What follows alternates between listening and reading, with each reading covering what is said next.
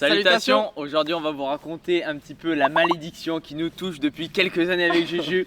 La malédiction de la sous-perf aux France. Bref, vous l'aurez compris si vous avez regardé cette vidéo. Aujourd'hui on se retrouve pour vous raconter un petit peu ce qui s'est passé sur les France de trail court qui ont eu lieu ce dimanche à Buis-les-Baronnies. Et quelle heure? 10h15 qui était prévu. Ouais, on a un quart d'heure de retard. Bah non, on est à l'heure du coup. Ouais, c'est vrai. Et après avoir préparé toutes les affaires durant la matinée, on prend la route en direction du Mont Ventoux. Parce que oui, c'est vraiment à côté du Mont Ventoux. À deux doigts d'aller le gravir juste avant. Bon, de vrai, on a failli y aller, mais bon, en fait, c'était trop compliqué. Ouais. Et puis par contre, là, on était sur un week-end de forte chaleur. C'était vraiment les premières grosses chaleurs en France. Nous qui descendions directement de Fort-Romeu, ça a été un petit choc thermique. Mais bon, c'est pas trop ça le souci. Je suis pas spécialement sensible à la chaleur. En tout cas, durant le trajet, on retrouve Dorian qui sera notre caméraman pour le week-end. Et puis maintenant, plus qu'à aller sur le site de course pour faire la fameuse reconnaissance de parcours.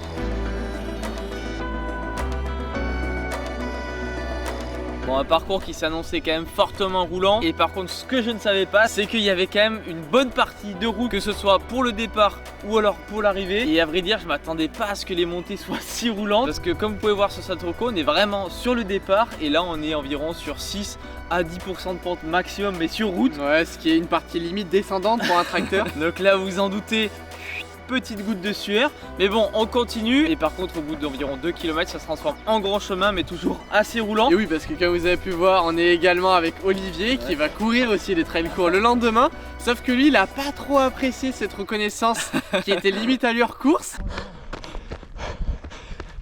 Donc il nous dit directement qu'il a pas du tout les jambes. Alors est-ce que c'est bon signe? Je ne pense pas. Et puis ensuite nous on retourne environ vers 300 mètres de dénivelé. Par contre toi et Dorian vous continuez pour essayer de voir un petit peu ce que ça donne sur le haut de la côte.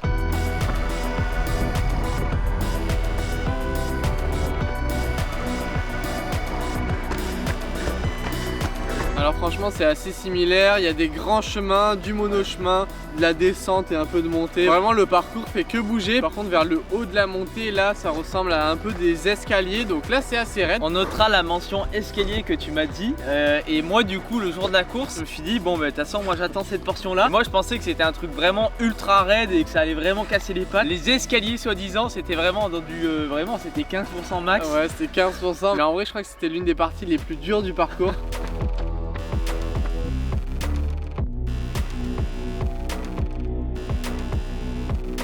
Mais bon bref, à l'image de cette semaine, pendant la reco, des jambes de merde, clairement on va pas se le cacher que ça répond pas spécialement, j'ai l'impression d'être dans le dur. Mais bon sur le coup j'y prête pas trop attention, je me dis que c'est peut-être la route, c'est peut-être la chaleur. Enfin bref, on verra bien comment ça se passe le lendemain. Mais à vrai dire, les jambes qui sont comme ça la veille de course, c'est pas forcément bon signe. Ok, bilan de la reconnaissance du parcours.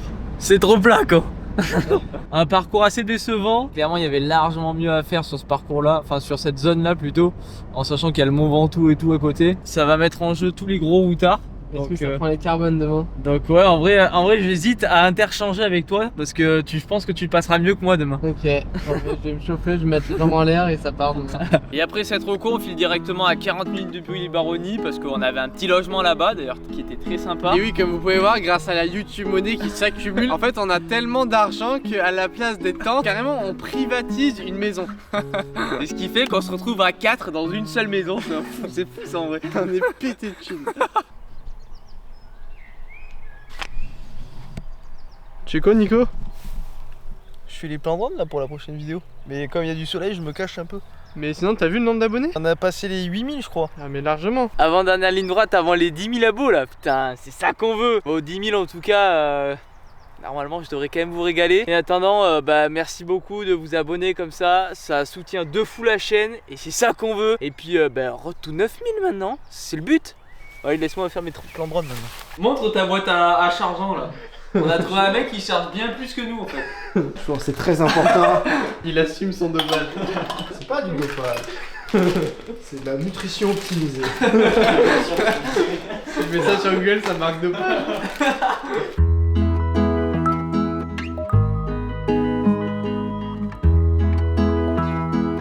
Et puis ça prépare un bon repas à base de riz, 2 champis, on a passé tout un tas de champis. Et à côté il y avait quelques petits cornichons, mais ça on vous explique juste après. Parce que oui, suite à vos conseils et en même temps, après avoir fait quelques petites recherches sur internet, il se pourrait que le jus de cornichon pourrait avoir un effet bénéfique sur les crampes musculaires. Donc je me suis dit, eh ben c'est parti, on va acheter un petit pot de cornichon. Parce qu'en fait le problème des pastilles de sel ou les trucs qui sont faits exprès, c'est que ça fait trop pro et c'est pas assez amateur pour nous. Du coup on s'est dit on peut pas paraître pro quoi. Et ce qui fait que la veille ça prépare une flasque avec un peu de jus de cornichon et une flasque avec de l'eau et des électrolytes. Et évidemment j'avais prévu de partir avec une pompote et un gel. Le lendemain, réveil aux aurores, aux alentours des 6 et 7 heures. En fait, ça dépend de qui se réveille. La course était à 10h pétante et puis il y a quand même 40 minutes de route pour revenir là-bas. Et moi, je dois monter en haut de la montagne. What? J'ai tourné, c'est un réservoir. Aïe aïe aïe, de retour après avoir pris des giboulées d'avril sur la gueule.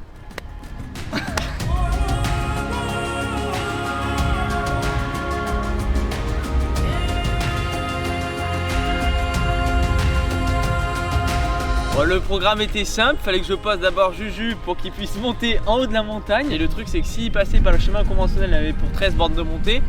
Autant vous dire, il en avait pour un petit moment. Donc j'ai dû le déposer un petit peu plus en amont. En aval. En amont. En amont. Non, en aval. Non, c'est amont, aval. Donc en amont après. Non, en amont.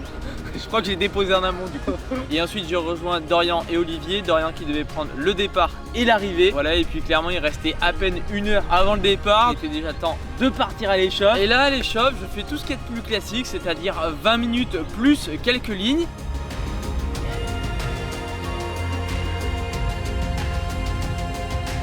Et là c'est vrai que sur les 20 minutes je sentais pas grand chose parce qu'on est resté sur le plat. Par contre sur les lignes c'est là que je me suis dit c'est quand même un peu bizarre parce que tout simplement je faisais les lignes et à chaque fois vers la fin des lignes j'avais les jambes qui fatiguaient.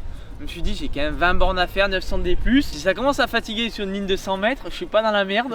Donc là je me suis quand même dit bon c'est bizarre, mais j'ai pas accordé trop d'importance. Et puis direction le sas de départ. Et là du coup comme j'avais fait dans les 2 premiers sur le trail national de la cité de Pierre, et bien j'avais droit au sas élite. Et ça c'était plutôt plaisant parce que comme ça au moins on est un peu plus tranquille sur l'avant de la course. C'est parti pour ce championnat de France de trail court. Beaucoup de monde à des parts très rapides.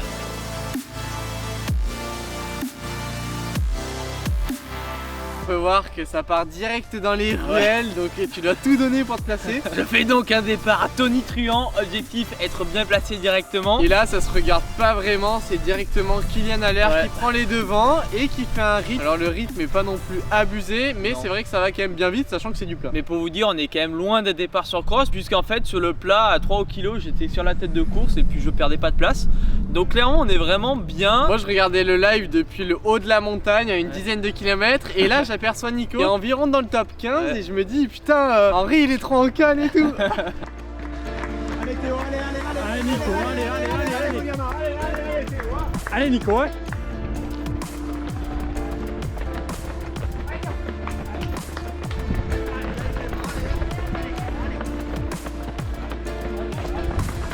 Mais là par contre moi à ce moment là en fait dès qu'on a attaqué la côte j'ai senti que ça allait être compliqué, les jambes commençaient directement à saturer alors que d'habitude ça m'arrive pas du tout. Et dans un premier temps je fais le choix d'accompagner le premier groupe parce que je trouvais que ça montait pas non plus hyper vite, mais simplement j'avais aucune sensation et je commençais à avoir les jambes qui saturaient petit à petit de plus en plus. Et au bout d'environ 1,5-2 km de course j'ai compris que c'était pas aujourd'hui que j'allais pouvoir accompagner le groupe de tête. Sauf que moi ça je le savais pas parce que évidemment le live s'est arrêté au bout de 4 minutes de course. Donc moi j'étais toujours plein de balles, je m'attendais à le voir avec 3 minutes d'avance sur le deuxième. Alors qu'en réalité j'étais au bout du gouffre. Et c'est là qu'a commencé la descente aux enfers. Comment se dit ça? Ouais. Parce que là clairement j'ai les jambes qui saturent de fou. Et en plus de ça du coup je commence à me crisper parce que je vois tout le monde passer. Et forcément je sais que ça va pas être mon jour. Parce qu'en plus on n'a pas le droit de s'attacher au t-shirt alors que ça aurait été bien. J'aurais dû lancer un grappin sur ceux qui me passaient, mais bon je crois que c'est pas légal. Et là clairement on va pas se le cacher que c'était un enfer de courir. Et même sur des portions à 10% mon corps il avait envie de marcher. Du coup dans ma tête je savais que j'étais vraiment sur des portions très roulantes. Dans ma tête j'étais là en mode non interdiction de marcher, si je marche là je finis dernier quoi.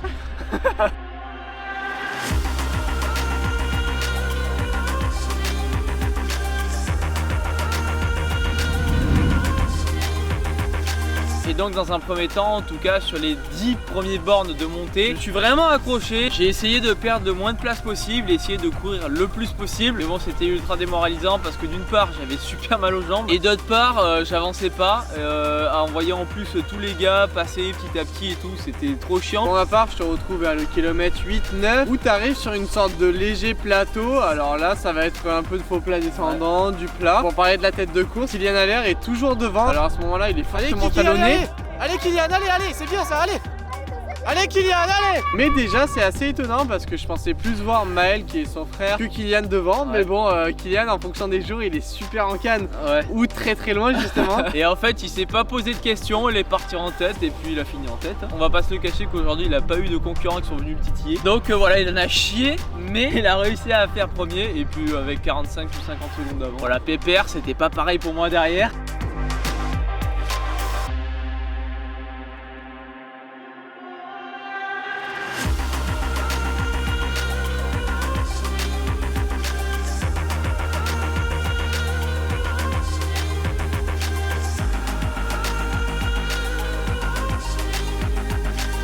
Là je passe devant Juju une première fois et là je suis environ sur la 60e place et je sais qu'il me reste encore un petit radar, une descente et un autre radar et ensuite avant d'entamer la grosse descente. Qui reste tout, mais on va dire que sur les deux parties montantes restantes j'ai vraiment quasiment pas perdu de place, peut-être une ou deux. Et là où j'ai vraiment commencé à perdre des places c'est sur l'entame de la descente, une descente d'environ 8 km. Alors elle était pas forcément super technique et c'est d'ailleurs le problème parce que du coup ça courait globalement assez vite.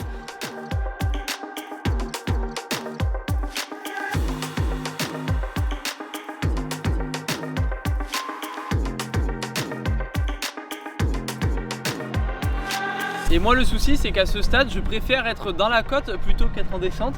Parce qu'en descente il faut allonger la foulée et comme j'ai mal derrière en fait j'arrive pas à allonger la foulée. Et de base t'as une mini foulée. Et de base j'ai une mini foulée donc forcément je subis de plein gré.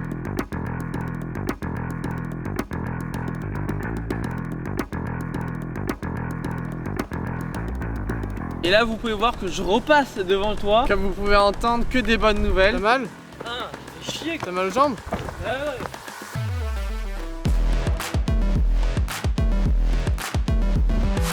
Et à ce moment là on est environ kilomètre 14 et je suis au bout du gouffre parce que j'arrive vraiment pas à courir, c'est horrible de courir là. Je fais vraiment le forcing dans la tête pour essayer de courir et d'essayer de perdre le moins de place possible. Mais il y a eu quand même un craquage mental. Ouais, 500 mètres après Juju comme vous pouvez voir avec ce plan de drone parce qu'on a réussi à trouver. Vous voyez 6 contre mon craquage, là pour vous dire je lappe et dans ma tête c'est terminé. Et donc vous pouvez voir que je m'arrête complètement et puis je réfléchis un petit peu. Ouais, j'arrive pas à continuer, c'est vraiment trop dur. Je vois arriver mon fameux Ludovic qui a fait 3ème au trail de la Cité des Pierres du coup. Et moi j'étais persuadé qu'il m'avait passé depuis un bon moment. Et là je le vois passer et je sais que Ludo normalement tu devrais regarder la vidéo. Et je te vois avec une de ses gueules. Et là je me dis oh, il est éclaté et je suis obligé de continuer. Du coup en fait je le regarde passer. Et là on se regarde en plus tous les deux, on se dit on est au bout du gouffre. Après l'avoir vu passer je me dis ouais il est complètement pété, je vais quand même arriver à finir.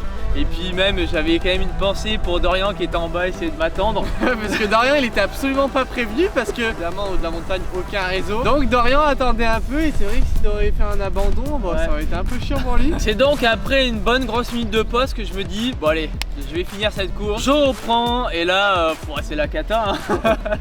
J'arrive plus du tout à courir et surtout que j'arrive au bout de cette descente et en fait on finit par 3 bornes de faux plats descendants sur route qui sont particulièrement horribles. C'est super lent et comme on peut voir ta mouette, franchement t'as été chaud.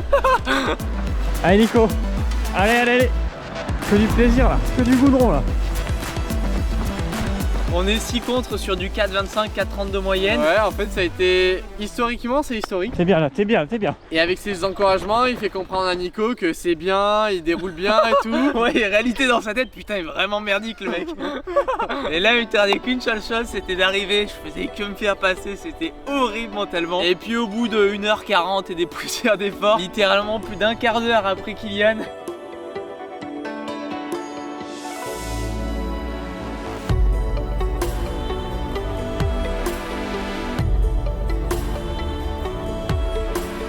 vous pouvez voir que je suis tellement facile que j'arrive bouche fermée. Ah bah regardez, y a personne dans le rétro et tout, la concurrence a été mise tellement loin. Et donc je coupe cette ligne de manière excessive. Clairement à ce moment-là je suis au bout de ma vie. Ouais, l'envie d'arrêter l'athlétisme et de se mettre à un club de pétanque parce qu'en plus ça recrute fort en ce moment. Bah, littéralement pétanque Sénac, je pense qu'il y en a pas.